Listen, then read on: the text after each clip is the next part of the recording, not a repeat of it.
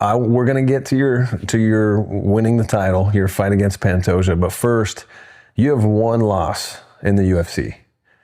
What was that like? And I think more like, how did it happen, and what did it feel like after the fact? It was a great humbling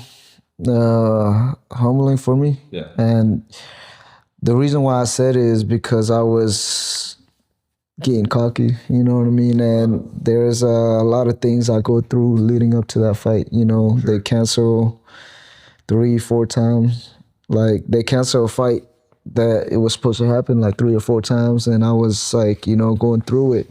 And just staying prepared. And prepare, and then they say you fighting, and then the next day they say you're not fighting. Yeah. So that kind of throw off a lot of fighters, which I'm one of them. Yeah. And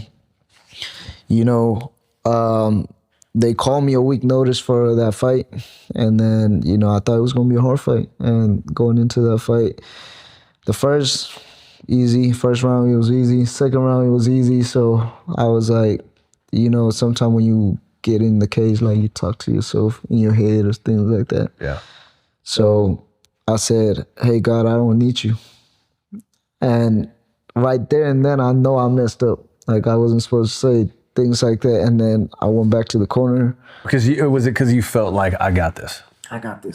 Yes. I got this. Like, I was like, I don't need you. Because you got to remember, I pray before every fight and during the camp. And then now that I'm fighting and I'm winning, I was like, I don't need you. Yeah. And so going into the third round, I was like, I messed up. I think I'm gonna lose. Like, I knew I was gonna lose. Yeah. And then going into the third round, I got knocked out in like the first 15 seconds. Oh, man. And then, I didn't want to tell a lot of people because it was like spiritual. So a lot of people don't believe in that, So I told one of my closest friends, my coaches, and my family. Yeah.